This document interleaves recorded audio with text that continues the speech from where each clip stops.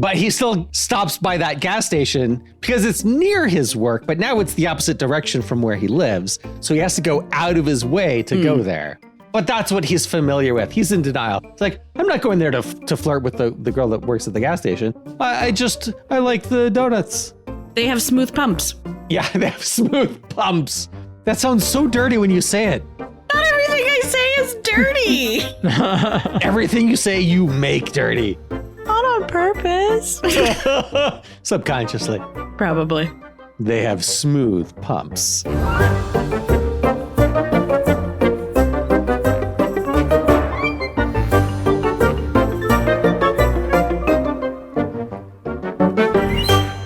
Hey there, story fans. Welcome to Almost Plausible, the podcast where we take ordinary objects and turn them into movies. We are Emily. Hey, guys. F. Paul Shepard. Happy to be here. And I'm Thomas J. Brown.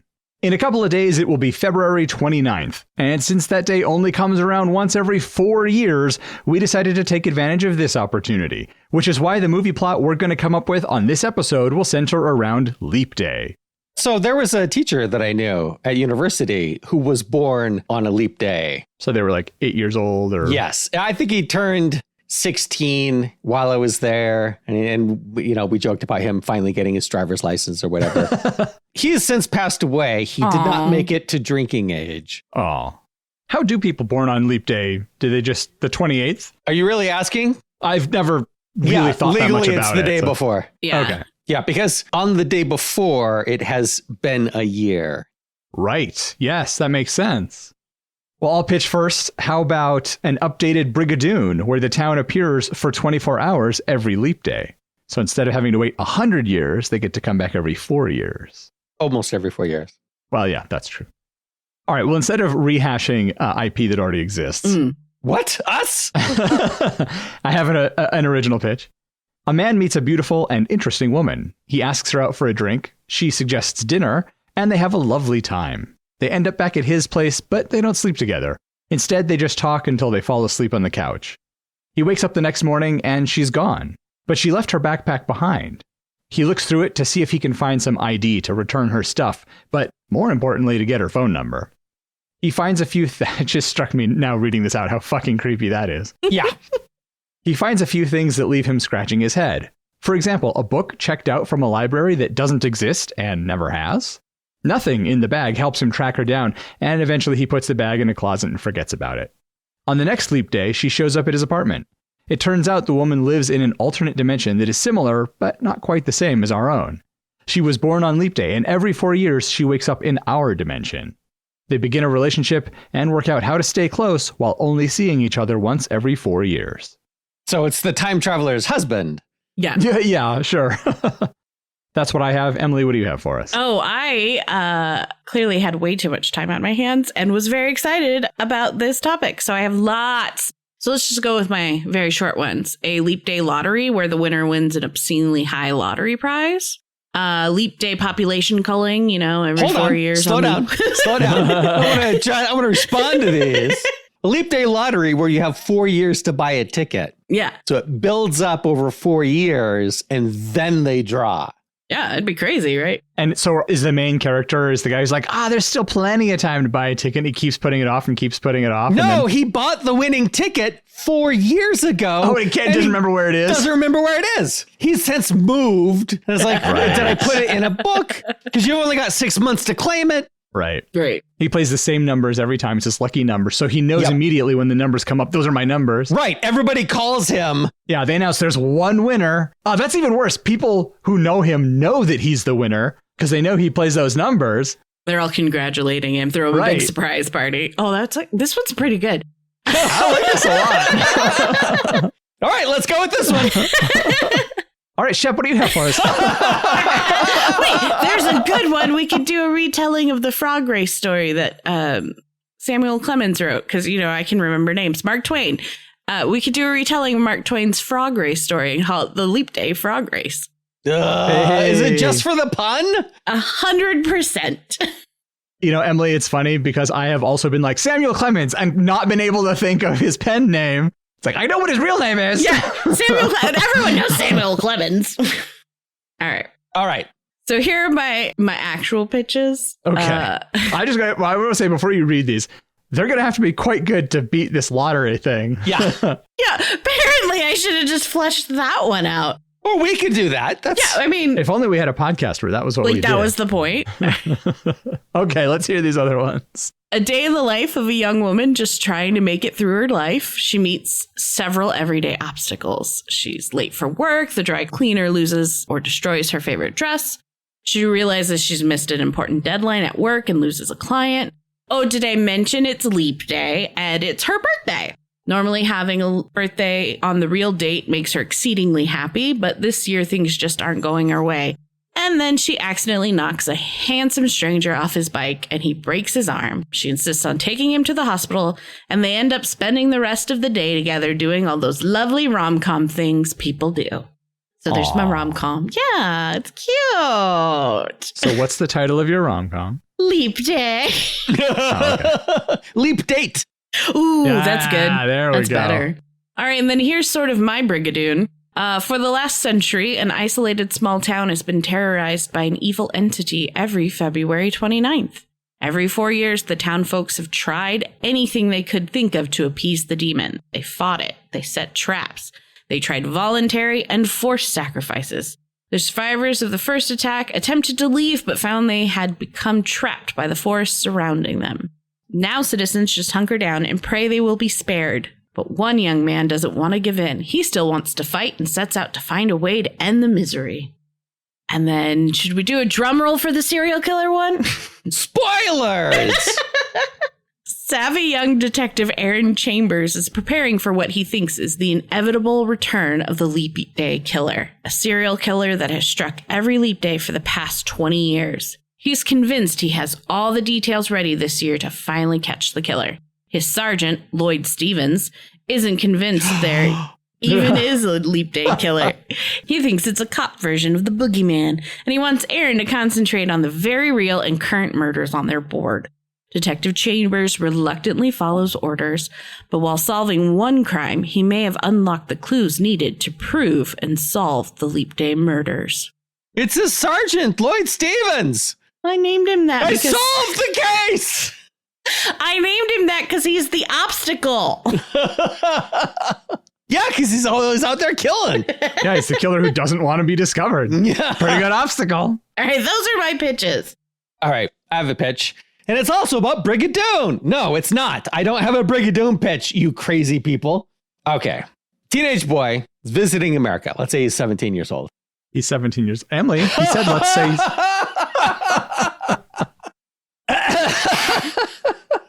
he's... You. Okay. A teenage boy visiting America, let's say he's 17 years old, meets a woman in her late 20s at a party, and they hit it off. But as they spend more time together, her odd quirks come to the surface. She has a collection of handwritten correspondence, all written in cursive. She has a landline telephone, and she remembers phone numbers rather than saving them on a smartphone. And despite apparently having quite a bit of money, evident by her amazing apartment in New York City, she's very frugal. She has a bunch of black and white photos, but no photos of herself. Eventually, she and the young man grow so close she confesses. She is a leap year baby born in 1912. She only ages 1 year every 4.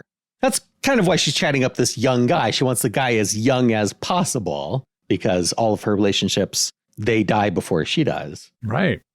So could their May-December romance even work? Alas, things are even more doomed than she thought. He is a century leap baby, born in 100 AD. He only aged 1 year every 100 until the Gregorian calendar took away 3/4 of all century leap years. He has only aged 2 years since then. It's 2, right? 1600 and 1800? I think so. Yeah. Or 3. 2000 was 2000 was one. All right, so it's 3 years since then. So he's 18. So he's 18. That makes it so much better. That fixes all of my questions. I mean, he's not 18. He's, 2000 and something years old. No. All right, so we're doing the Leap Day Lottery one. Yep. Yep. Clearly. love how I worked so hard on all those other ones. And this was just my throwaway list of like, okay, leap day lottery. Yeah, we've all had this experience. Yes. So what are the broad strokes of this? We know he buys a lottery ticket. Just everybody buys a lottery ticket. Why wouldn't you? It's so preposterously large of an amount of money. It's so huge. Everyone, sometime in the 4 years, decides, I'm going to buy my lottery ticket. Is this a global event? I don't know if it could be global, because how do you deal with different currencies? But maybe. I mean, that does make it obscenely high. Right. Do people get to choose? People must be able to choose their own numbers. If our character is choosing his own numbers. You have to choose your own numbers. You can't do quick picks. Yeah, good. Okay. What happens if somebody doesn't win? It rolls over. It's just a regular lottery. But because it's only every 4 years and so many people play it, there's virtually always multiple winners. How much is the pot? Let's put a number on it so I have a way to visualize. Is it $40 billion? Is it $400 billion? I was going to say, I did learn recently that within the next, I think it's 10 to 15 years, there's going to be a trillionaire. What? Yeah. Oh, and I heard it on TikTok, so who knows? But that we're that close. So maybe it's always been like a couple $100 billion for the last couple of leap years. And then this is the $1 trillion jackpot. Oh, yeah. So two things happen that have never happened before. It breaks the $1 trillion mark, and there is only one winner. There has never been one winner. There's either been no winners or multiple winners. There's never been a single winner. I like that, because then it's like it'll make the day even more outrageous for him trying to find it. So he's moved and lost the ticket, or he doesn't know where it is, and he had moved at some point in the last 4 years. Right. Yeah. It used to be on his fridge, and it would stay there for years and years until they finally drew the numbers and throw it away because it didn't win. And then this time he's since moved. Maybe his girlfriend, let's make it his girlfriend and not a wife, because now he's a trillionaire, potentially. Right. This is going to change their dynamic. Yeah. She's a clean freak. And so she won't let anything be stuck up on the fridge. And she didn't clean off the stuff off of the fridge because she would have put it somewhere, filed it. She has her cleaning system, her organizational system. No, she does. She has a photo album. So things that used to go on the fridge, mementos and things that he would put up, pictures of his nieces and nephews, whatever. They all go in the photo album. They're photos. Right. But what was on the fridge, she didn't file that stuff away. She made him clean it up. Right, because they were moving. Because they were getting together. They were moving together. Oh, they're moving in together. Okay. Right. So they blame each other. She says, it's your fault. You're the one who took everything off the fridge. And he says, no, it's your fault. You made me take everything off the fridge. I kind of want to jump ahead and ask how this ends. It's a good question, yeah. What are we going toward? What do we think would be a good ending? I don't know. Do we want he's a good guy and he deserves all that ridiculous money, so he wins it and whatever? Or do we want the value of loved ones is more important than $1 trillion? Or I mean, $1 trillion is a lot of money. Even for me. I mean, I could live an obscene lifestyle and still give away a majority of that money. Yeah. That's a really good question. Like, what do we want for him?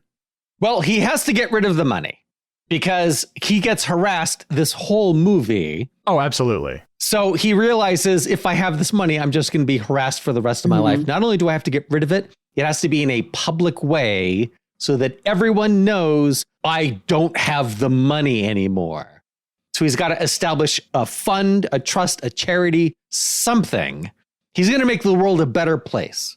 If he finds the ticket in time. If he finds the ticket, yeah. The other thought that I had was he wants the money. Everybody wants the money. Of course. But then like it quickly becomes known, as we said, because everybody knows he plays these numbers. He's only anonymous for like a few days.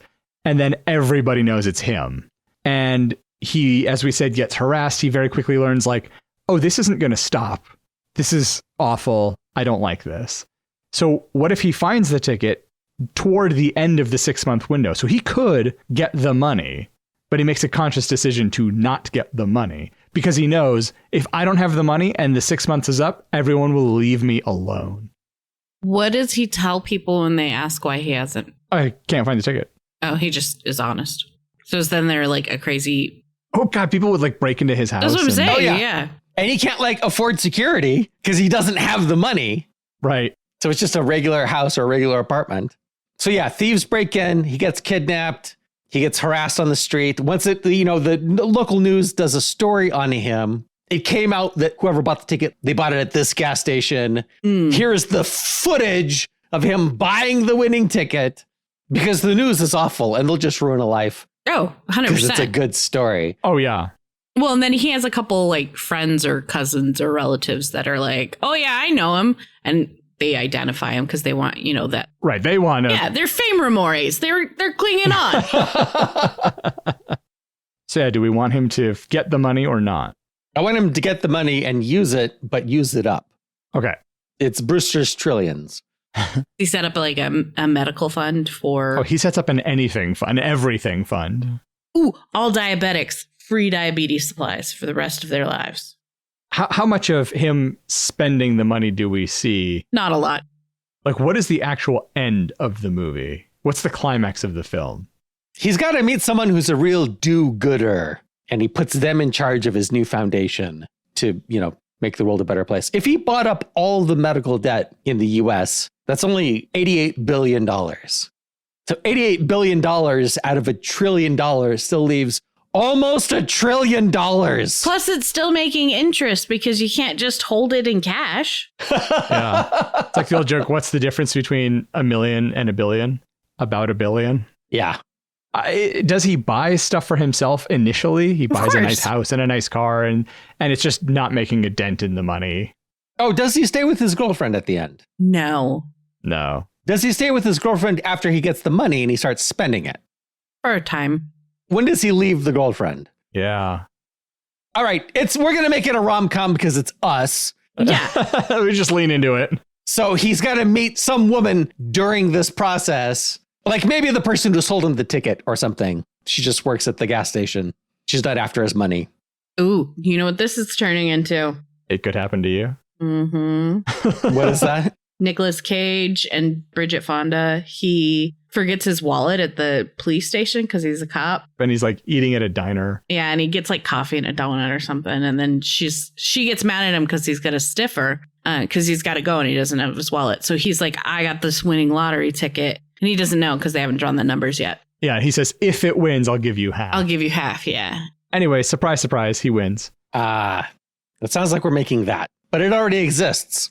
Well, but I like that idea of there's a woman in his life. There's the barista or the girl at the gas station or whoever. He's not promising her any money. They're just friendly acquaintances that see each other on a regular basis. Like she's the barista in the lobby of Can't be the barista. We already did that. Well, I know, but I'm saying, yeah. She's the mechanic that changes his oil every year. They need to see each other more often than that. Oh, yeah, probably. Well, you should be getting your oil changed more than once a year. Well, I still want her to work at the gas station. That's the reason he always stops at that gas station and goes in and buys an apple fritter or whatever. It's just so that he can talk to her. Just say hi. Right. Is this gas station not convenient? Like he's not like driving across town. But it's definitely not near his house or near his work. He has to go out of his way. It used to be. Yeah, it used to be between his house and his work. Oh, at the old apartment when he was buying the ticket? Right. Before he moved in with the girlfriend. Right. We're already establishing early on that they are clearly not made for each other and that their relationship was not going to work no matter what.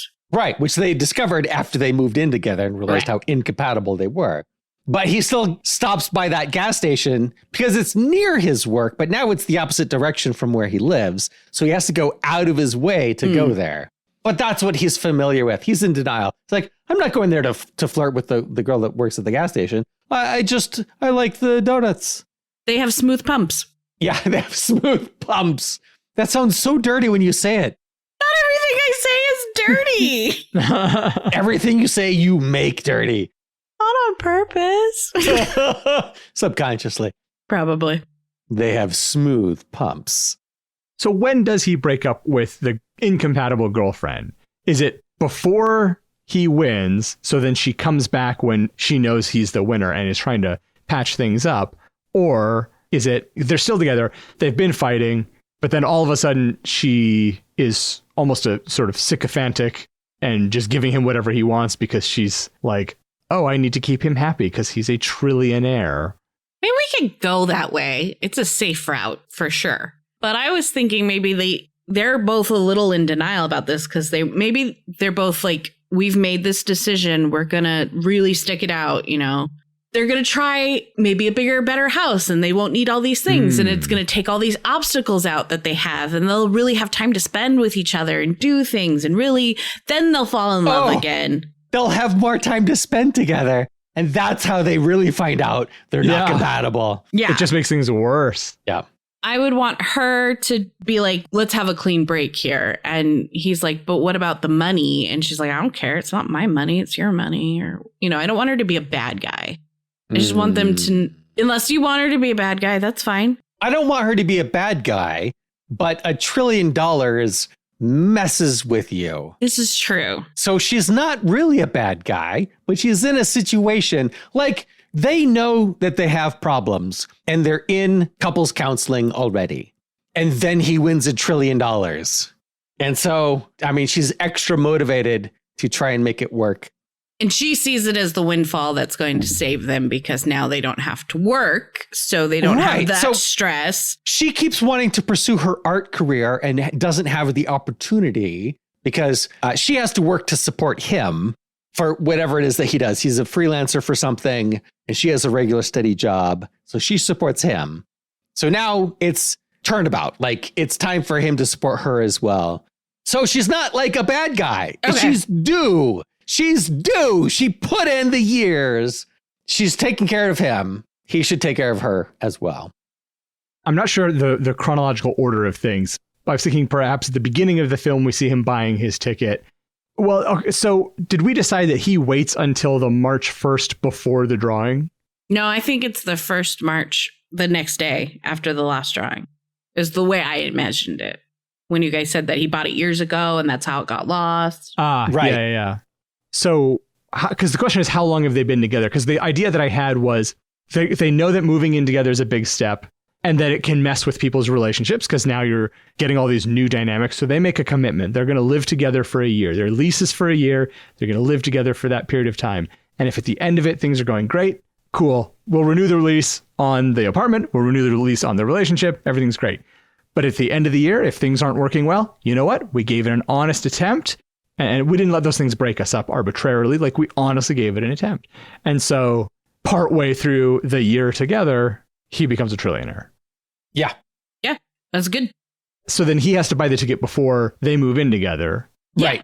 So do they even know each other when he buys the ticket? Yeah, they've known each other. Oh, I was going to say they weren't dating while he bought the ticket. Yeah, that's what I was going to say too. 4 years ago. Okay. If they've been dating for 4 years and they haven't decided to get married or they're just now deciding to move in together. So it's like they've been dating for like 8 months or something like that. A year. How long do people date? I haven't dated as an adult. So I don't know how long people wait. People don't date anymore. That's no longer a thing. I might be too old for this question because I feel like you have to like date for over a year before you decide to move in together. Okay, maybe they dated for a year. At least a year. They dated for a year. And she's like, okay, it's time to either move in together or go our separate ways. Yeah. And so they move in together. And now it has been 8 months since then. So it's a year and 8 months into their relationship. It's coming up a couple months from now. It's going to be the 2-year kind of deadline. Right. Where she's like, are we going to get married or is this not going to go that way? Well, yeah, because if they're in their early mid 30s or even late 20s, she's probably got an idea of if in 2 years you don't know you want to marry me, I'm not wasting any more time. Right. Which also seems very fair. Yes. Yeah, agreed. Absolutely. When they break up, does he give her like $1 billion or something? Not as like, hey, I'm paying you off to exit this relationship, but as no, like, I'm paying you because I support your art is amazing and I believe in you and I'm going to invest in you. And you deserve it. And I'm sorry that I'm such an asshole. And I'm sorry that it didn't work out. Yeah, maybe that could be part of the discussion. She's like, are you paying me off? Right. But also she's not saying no. Yeah, I like that. Where neither of them is the bad guy. Yeah. They're both good people. They both have good intentions. They tried to make it work. But they do break up after he finds the ticket and gets the money. Yes. Okay. Well, because I like that idea of, oh, great, now we can focus on us and now we can have this bigger space so we're not right on top of each other, driving each other nuts. And we're, they have all these things that they think are the problem. Right. And they think that the money is going to be able to solve that. They can get a better couples therapist or whatever. They can spend a month in the south of France and just trying to think of not something dirty to say. It's hard, isn't it? Yeah, it is. I could have said it's difficult. I chose not to. So how do they get together, though, this couple at the end? Oh, they don't. He confesses and she's like, oh, I have a boyfriend. Sometimes that's how life works. I committed to living with my boyfriend for a year. If they move into a bigger house, obviously it's going to be in a different area, like a way different area. And he's not going to be going to work because now he can work from home or whatever. So he's not going to go to that gas station anymore. So they don't see each other very much. Right. There is a gap. Yeah. Yeah. And maybe that's one of the things that he realizes is how much he misses seeing this stranger, basically. Yeah, I like that rom-com logic where it's like, you know what used to make me feel good every couple days? Marie. So when does this breakup happen? Is that the mid-second act turning point? No, the breakup is towards the end where everything is getting resolved. Because the audience already knows he's not going to end up with her. Right. They've tried to make it work and it doesn't work. And the more they try, the less it works. So that's part of all the resolutions. Oh, go ahead. He hires the gas station girl early on at some point to be like his personal assistant or something, to do something. So she's around. He gets to hang out with her. And like you said, Emily, he's trying not to admit to himself that he likes her. Just like, no, Marie's my friend. I like spending time with her. I want her to benefit from my wealth and stuff. And then after the breakup, he realizes I like her. I want to date her, but they can't. So then he fires her so that they can date because he's not her boss anymore. Too hokey? See, just him being her boss at any point. I like the idea of her being around, but I wish she weren't his employee because that whole thing is problematic to me. He fires her so that they can date, but he just fired her. I mean, he has that power dynamic. It's not okay. Yeah, he has that power dynamic. He has this position above her. That's true. I mean, there's always going to be a power imbalance because he's a fucking trillionaire. No, and I think we can make both of you guys happy here. So yeah, you can. Oh, we're not doing that anymore. Phrasing. So instead of giving her a job, so she's always around, he gives her some money right away because she works the night shift. He always sees her in the morning at the end of her shift. So she's always tired and whatever. So he gives her some money and she gets to do what she wants to do, which happens to be landscape architecture or something. And he hires her firm. So now there's no longer that dynamic. You got something, Shep? I do. Okay. And you've tipped it over. He gives her some money as soon as he gets it. Yeah. She sold him the ticket and he likes her and he has a crush on her. Yeah. And he's like, that's his excuse for giving her $1 million or whatever.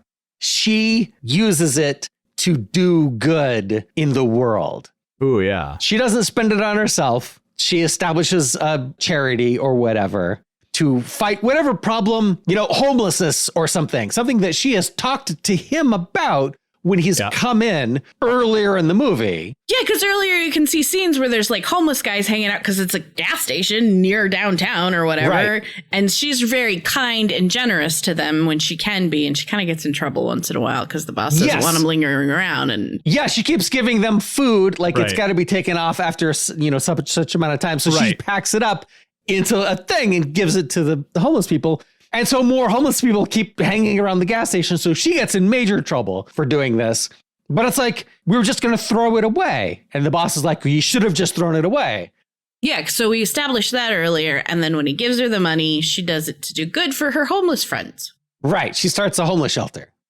So I like that he does that early on. We set that all up early on. But I think we don't know. He gives her the money. She's like, great. And then that comes that gap where they don't see each other for half the movie. And then later he finds out, she didn't spend the money on herself. She set up this homeless shelter. Right. He stops by the gas station sometime to see her, but she, of course, doesn't work there anymore. Yeah. Oh, yeah. After a rough day of something, he goes to stop by to get a cruller that he always gets there because they have the best ones at this gas station. Right. Not to see her. And then he's disappointed when she's not there. And then he remembers, well, yeah, why would she be here? Right. He was just hoping that she would be, but of course she's not. Yeah. And so he takes his cruller and his coffee and he sits on the bench and he's all depressed. It's the sad Keanu meme. Yeah. He takes one bite and then throws the rest. Oh, no, he gives the rest to the homeless guy. All right, let's take a break. And when we come back, we'll figure out the rest of our story for Leap Day.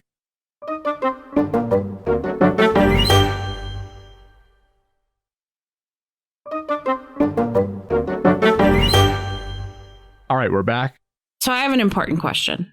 How and where does he find the lost ticket? It's in a book. He'd put it in a book as a bookmark. Okay. At some point, someone says something that reminds him that he had borrowed this book from a friend and he never finished reading it. He packed it. Yeah. But as soon as they remind him of the book, he remembers that's where the ticket is. All right. I feel like that's an important detail since we established earlier that he had lost it. Right. If later the writers decide that there's some more significant place for it to be, they can change that. Okay. Right. Or if there's, product placement, we could do whatever. Yes. Oh, I left it in the glove compartment of my Kia. Whatever. So what are some of the bad things that happen to him between when he discovers that he has won the $1 trillion lottery and when he finds the ticket finally? Because this is a big chunk of time. Well, obviously there's the break-in and the ransacking of their apartment, which makes them feel both unsafe and whatnot. Right. And they peed on the rug. And it really tied the room together. And then the crazy relatives. Oh, yeah, constant for sure. phone calls. Or just showing up.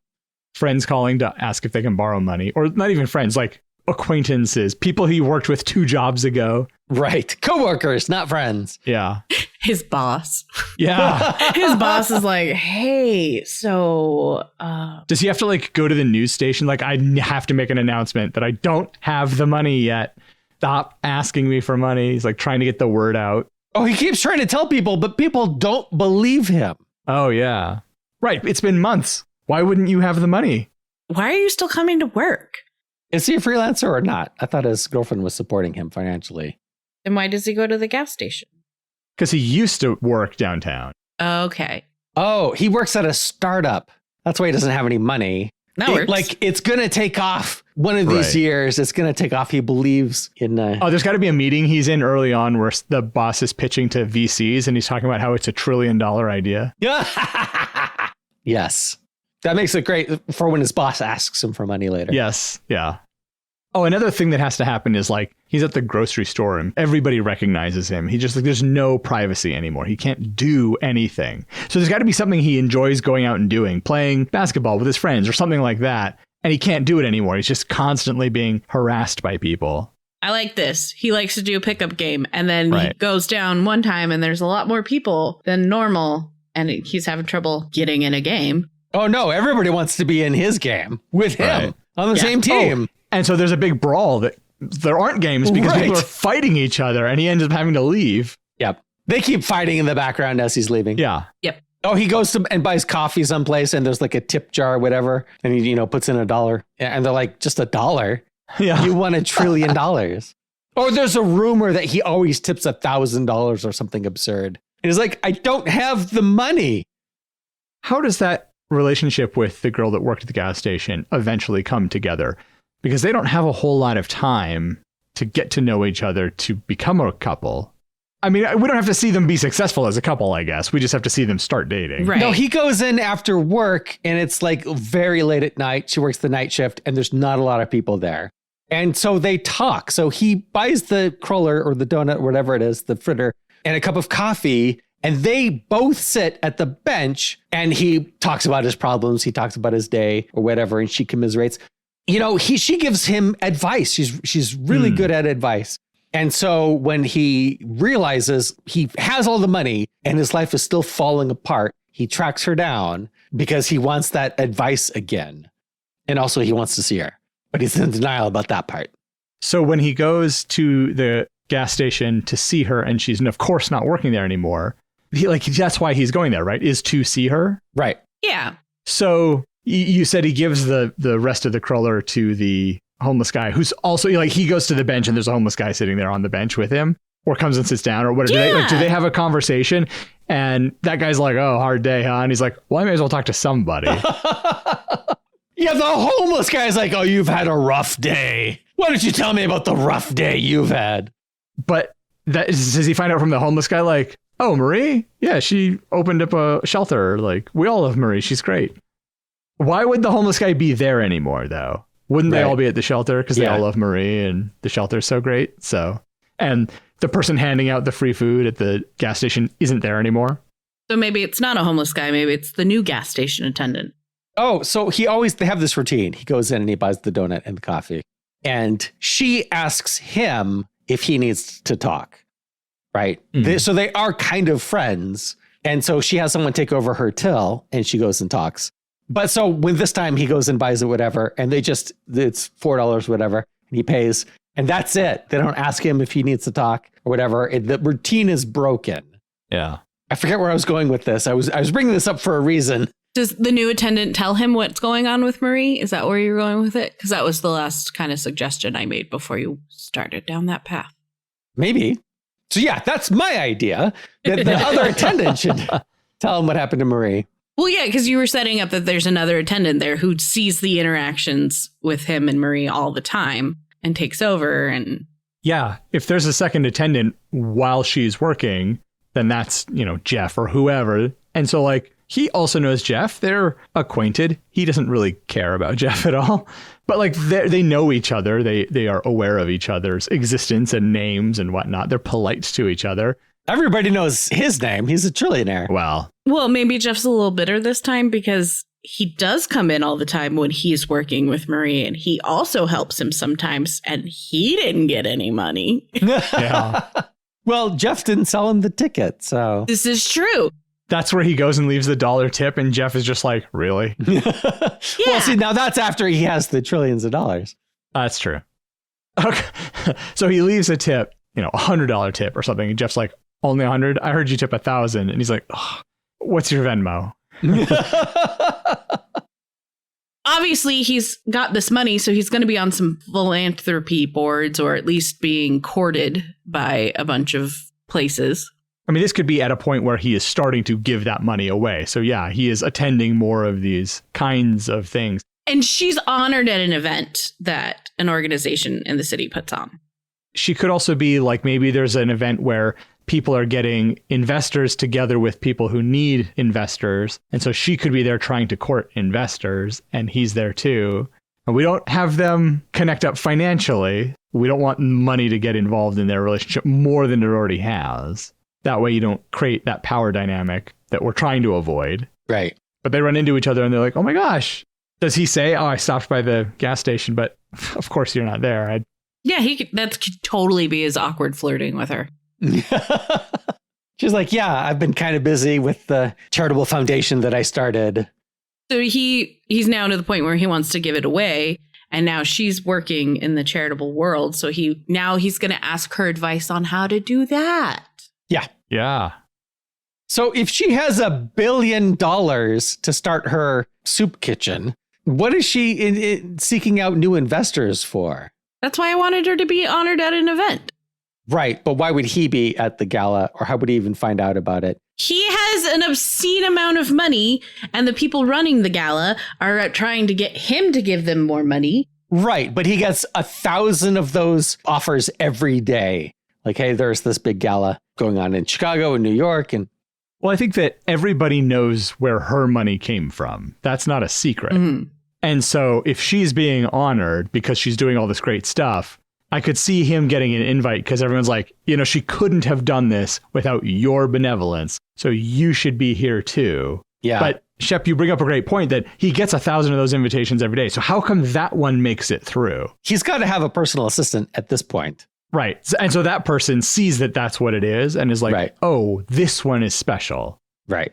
That makes sense. I can see how miserable he is during this whole interaction where his day is filled up with these events. He's got all this money, but his personal assistant is also filling all his time with all these things that he asked for. He didn't, it didn't come from nothing, but he thought, helping people, that'll make me feel better, whatever. He feels so empty all the time. But this is tedious, and talking to the same business leader assholes every event who really are just doing it for a show and not genuine feelings. Right. He complains about the food at the, $10,000 a plate dinners. For as much as we're paying, you'd think they would spring for some quality, whatever. Does he experience change? What is that change if he does? Is this his story? I mean, he experiences a lot of change. He sees the lack of money as the obstacle between him and happiness. So he's unhappy in his relationship. He's unhappy in his job. He's unhappy with his life and his lack of opportunities. And then he gets all this money and he's still unhappy because money doesn't make you happy. That's the lesson in every movie. Right. So everything that he was blaming on lack of money is wrong, or to him is wrong. Right. So what is the lesson that he learns? Not just that money can't buy happiness, but what is that Except thing? It clearly does at the end. He's gave, what was her name? Marie, $1 billion or whatever.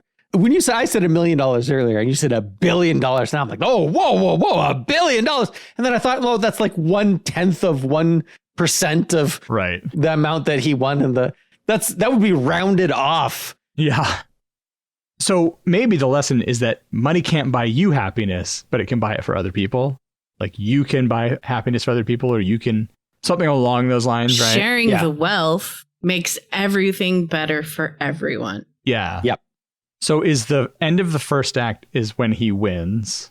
The mid-second act turning point is when he breaks up with the girlfriend. The lowest low is that he's lonely and money has not solved his problems. And then the third act is him trying to get with Marie. I think that he is still with the girlfriend while he is miserable and money has not solved his problems. Because it's also his relationship is not improved. Right. That there's no thing in his life that has been improved by this. Right. Well, he doesn't have to go to his terrible job every day. So that's better. Only superficial things have been improved. Yes. Right.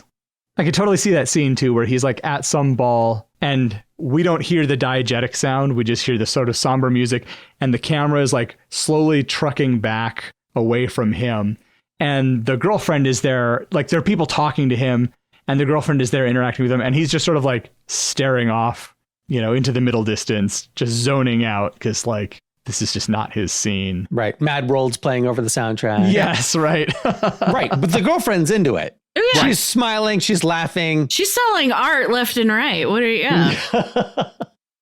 So when does the breakup happen? Is that part of the climax? Is breaking up with the girlfriend and running to Marie and establishing their relationship?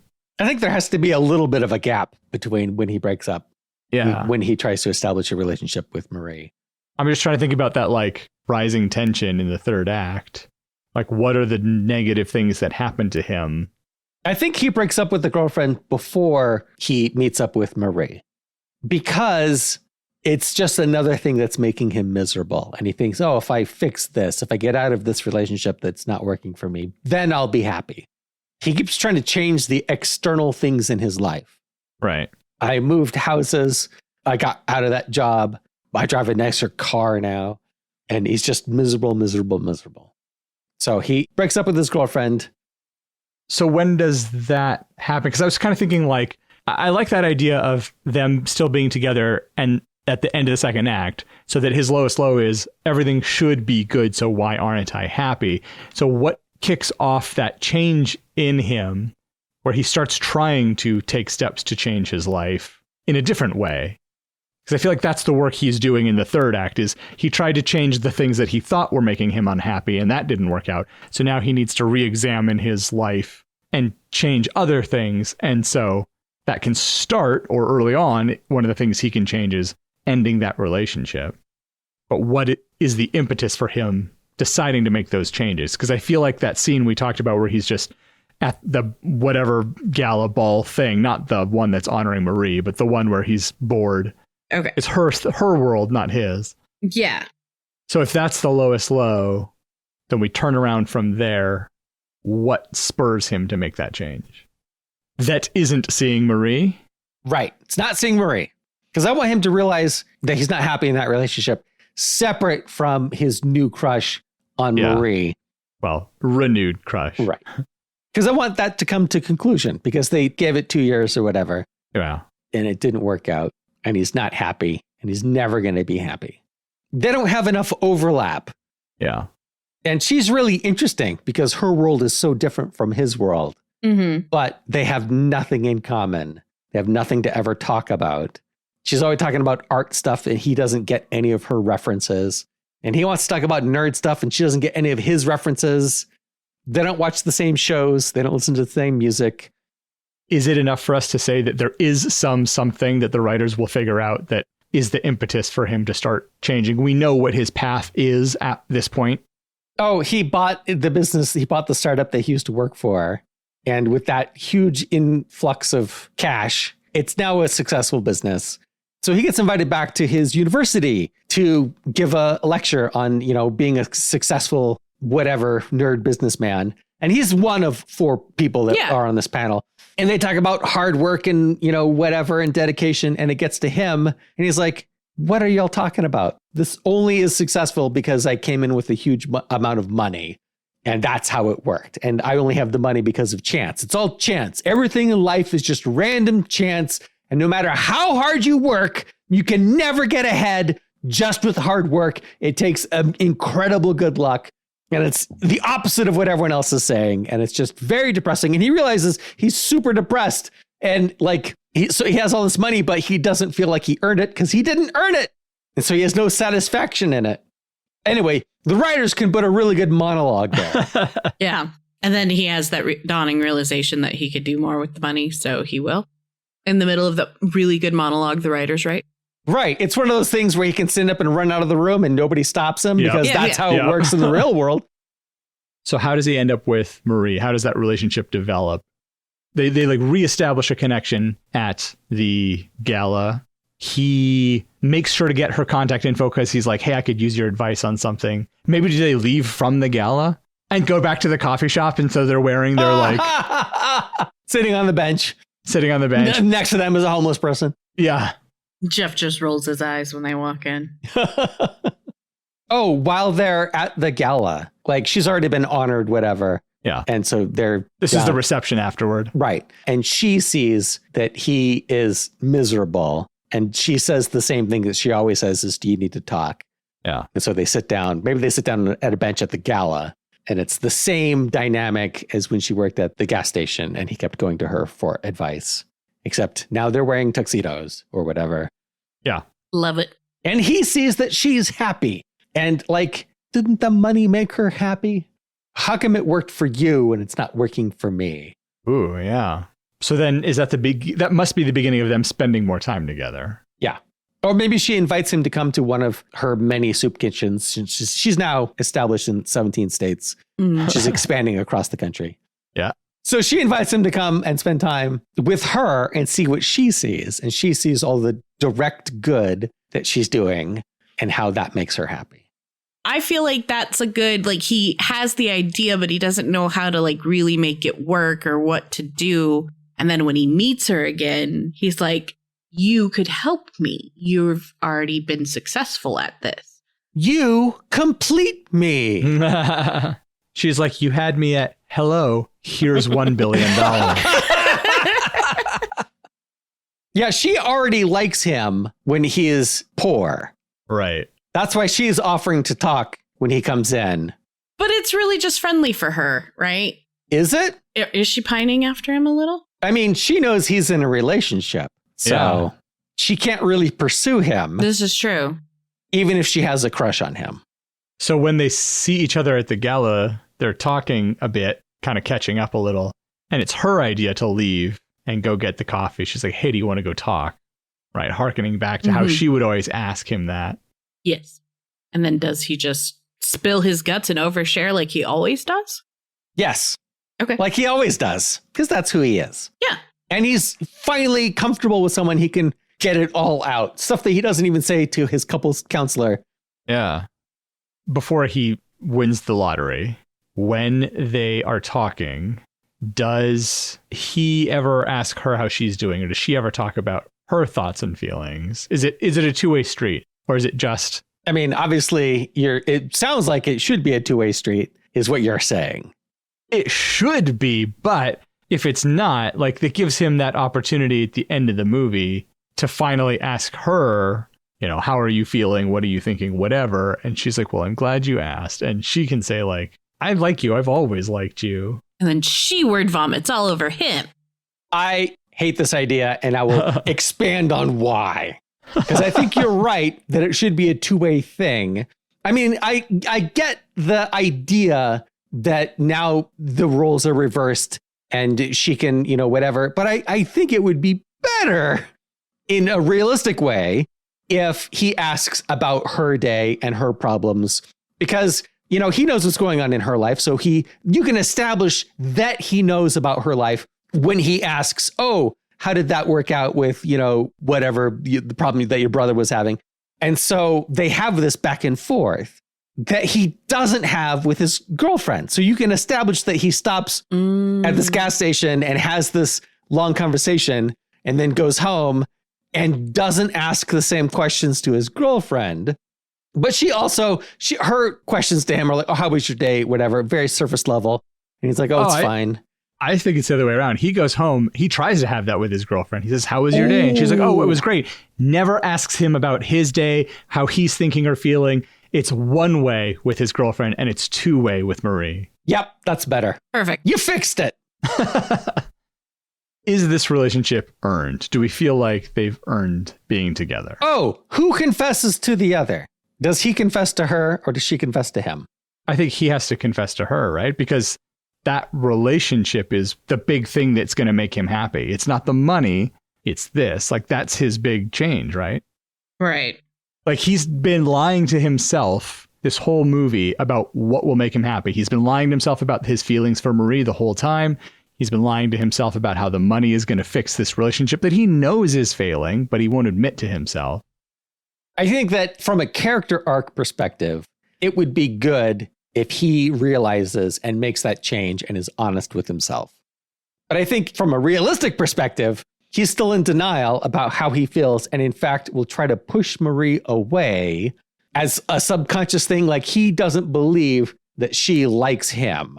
So He's going to push her away as a test because he's neurotic and insane and can't accept love. And so she finally yells at him like, of course I like you. Like, he's mad at her or whatever. Like, why are you spending all this time with me? You have all these things to do. She maybe complains about how busy she is.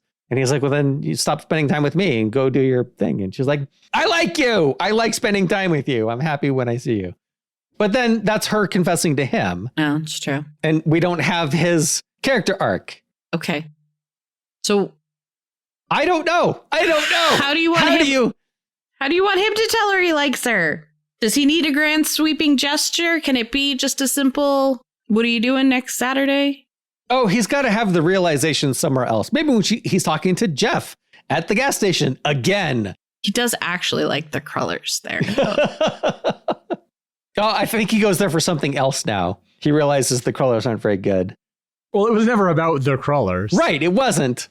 But she's not there anymore, so why is he harassing Jeff? Well, I was just thinking of who else we've introduced, what characters we've introduced. No, I think it should be Jeff, yeah. There's reasons to stop by that gas station. It's a gas station. Well, what's the scene you have in mind, Shep? I don't know. I was just saying, they have a conversation where someone points out to him how obvious it is to everyone how happy he is. He's talking about how miserable he is. And Jeff is like, I've only seen you happy when you came in all the time. But that's when Marie was here. Obviously, Marie makes you happy. That's the logical. But again, that's him not realizing it. It's him being told. Tell, don't show. That's what they say, right? That's what we're supposed to do. Yep. I feel like at this point, I'm not sure of like, not in like, I doubt it. And just like, I don't know. I think it's earned because we've established that they've had this routine for a few years where he comes in after work. They share each other's lives for 10, 15 minutes. Right. He's known her longer than he's known longer than he's been with his girlfriend. Right. Yeah. Because he bought the ticket from her almost 4 years ago. Or it was 4 years ago because it's a leap year. That was the name of the episode. I remember now. Leap day. So he's not been with Marie, but has had this relationship with Marie. Yeah. For longer than his girlfriend. So they already have like inside jokes. They have all these little things. They have quirks together. And we don't have to see it, but they both thought about each other while they were not together. Right. When he's coming in, before he comes in, Jeff can see him and he's like ribbing Marie. Oh, look, your boyfriend's here. Yeah. And she's like, he has a girlfriend. Like, don't make that joke in front of him because she'll be embarrassed. Right. So we never figured out, how does he overcome that doubt of his? How does he, admit to himself or to her or whatever? But it doesn't have to be the protagonist's story. It could be Marie's story. She could be the one who experiences change. Yeah, we could always see her sort of timid and whatnot. Right. We see that earlier in the conversation with Jeff. She's like, stop. Don't say that in front of him to make me have to like own up to this, how I behave when he's around type thing. And then she is the one that confesses at the end. And actually, maybe it's both of them. What he learns is what we talked about earlier, that sharing your wealth or doing those acts of service is what makes him fulfilled and happy. And so it doesn't mean that he has to learn his lesson at the very end of the movie. He could learn it during that third act. So he's learned his lesson, and we need a little bit more time for her to complete her character arc. And then when they both do, that's what allows them to be together. They're holding themselves back from each other. Mm-hmm. Right. Did we get it? I think we got it. And the writers can fill in some grand romantic gesture or whatever, something not realistic, something you only see in movies. Right. Tack that on at the end. Well, we'd love to hear your thoughts on today's episode about Leap Day. Was it a red letter day, or does it require a leap of faith? Ugh. Let us know by leaving a comment on our website, reaching out on social media, or sending us an email. Links to all of those can be found at almostplausible.com, where you'll also find complete transcripts for every episode, as well as links to the references we make on the show. Emily, Shep, and I thank you for listening, and we'll catch you again on the next episode of Almost Plausible.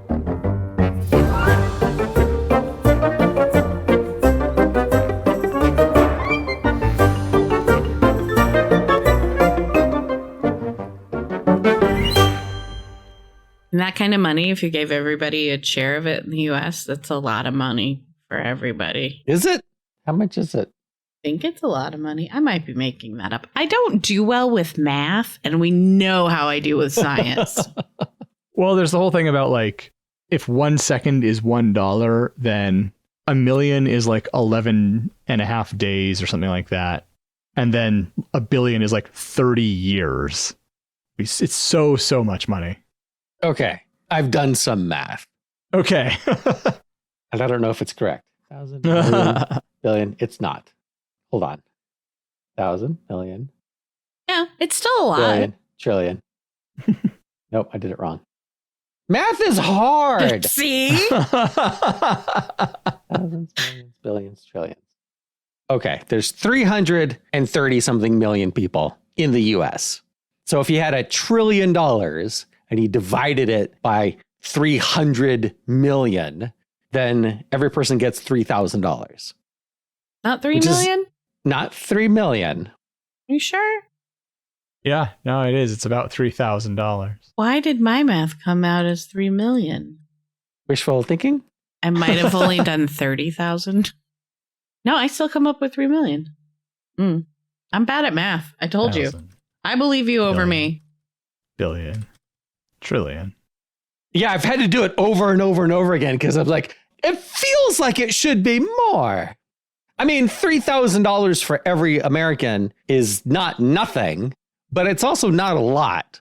So maybe it's Canada.